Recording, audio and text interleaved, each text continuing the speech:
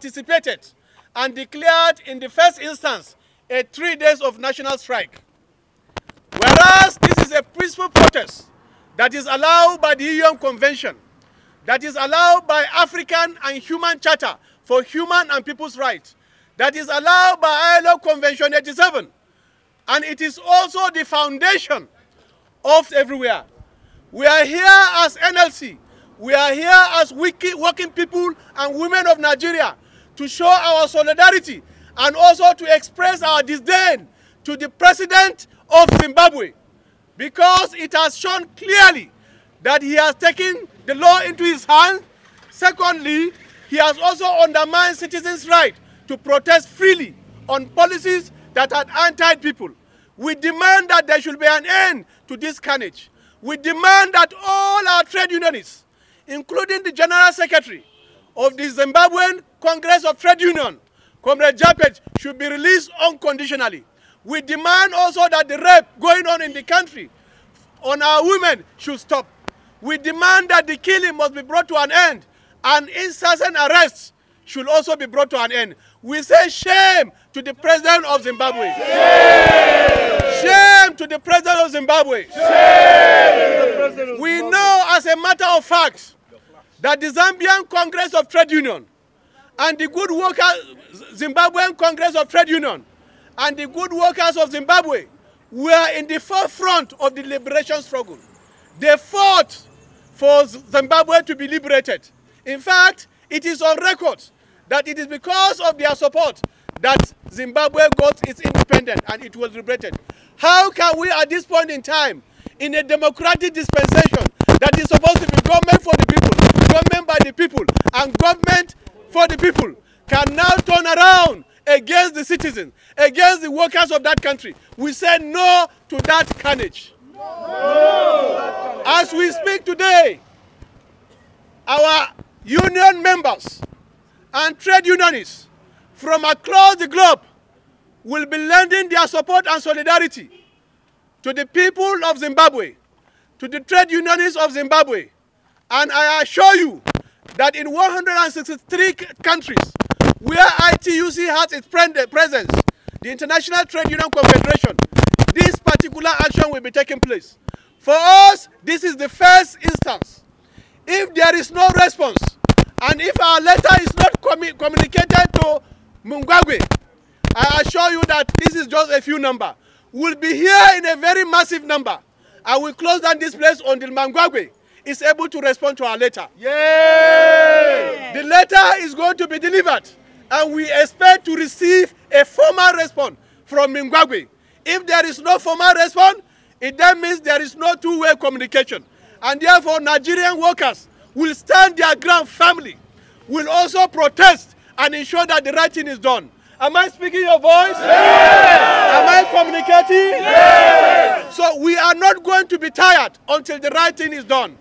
We are calling on ILO to deploy all necessary convention to make sure that the government of Zimbabwe is actually brought to book. We also call on the African Union to deploy its machinery to make sure that the citizens of that country are protected against exploitation, against human rights abuse that have been very perverse in that country. We also call on the UN to actually deploy the instrument that protects human rights, the instrument that will also ensure that Mnangagwa is actually brought to justice. We are, as ITUC, will also write a formal petition to the International Court of Justice, because the situation requires also an urgent action, because it is criminal for any government to turn around and kill its citizens. The blood of those citizens will surely be on the shoulders of Mnangagwa. Yes. And therefore we demand also that the UN deploy all its machineries to make sure that this issue is addressed.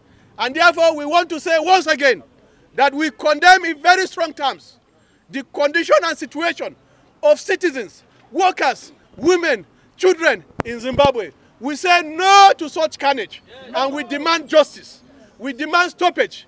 We demand the liberation of all people that have been under illegal detention in that country. In fact, he should be held responsible for whatever happened to those citizens. Am I speaking your voice? Yes. There is victory for all. There is victory. Congress and his colleagues have been under arrest and nobody knows their whereabouts.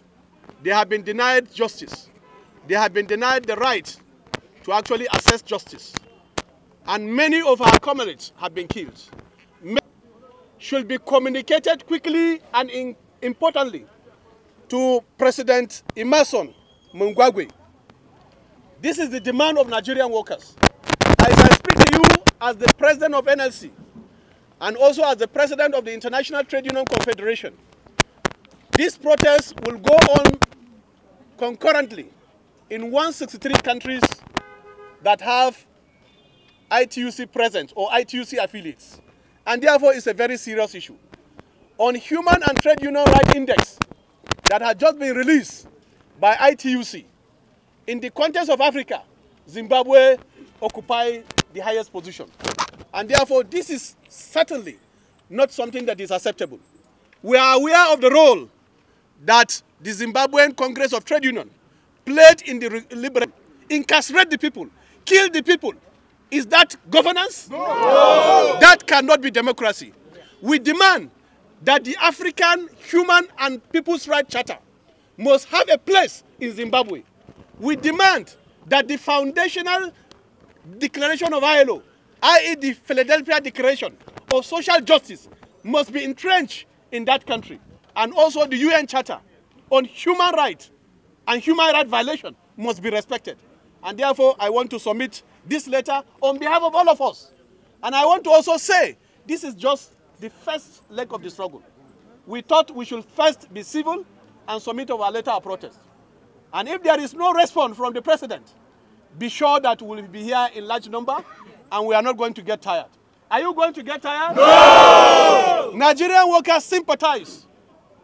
And we also sympathize very deeply with what is happening to our colleagues in Zimbabwe. We never bargain for that under democracy. Democracy is supposed to bring about freedom and respect people's rights. These have been undermined in Zimbabwe. And therefore, this is the letter which is going to be acknowledged. And we hope that this letter will be communicated expeditiously to the president of Zimbabwe. And that this action of the government must actually be brought to an end, where the people's dignity will be respected, where the killing will be stopped. And anybody that is associated with the killing should also be brought to justice. This is our demand, and we have also made the call, which also ITUC will register a formal protest to the International Court of Justice, Criminal Justice, to demand that justice should be done to this category of people that have been denied the very basic fundamental rights of every human being.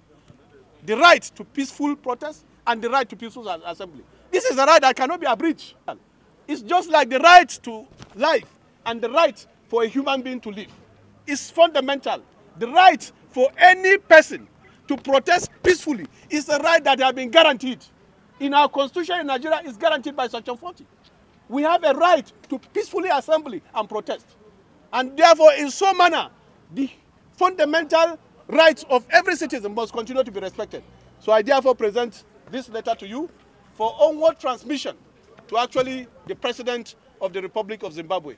This is our acknowledged copy. Once it's acknowledged, you can send somebody out. We can take our own copy, but the original copy should kindly be transmitted to him. Have I communicated your mind? Yes! Is that the message that brought us here? Yes! There is faith.